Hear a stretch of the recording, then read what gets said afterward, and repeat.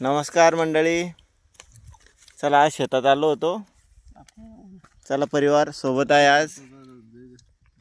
हे बघा चटणी लोणचं, इकडे काय आणलेलं आहे, डाळ भात.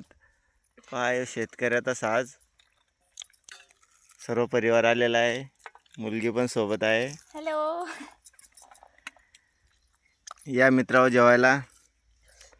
आज वाटत होतं सोयाबीन लागवड पेरणी करावी, पण काही जास्त ओल नाही आहे खाली.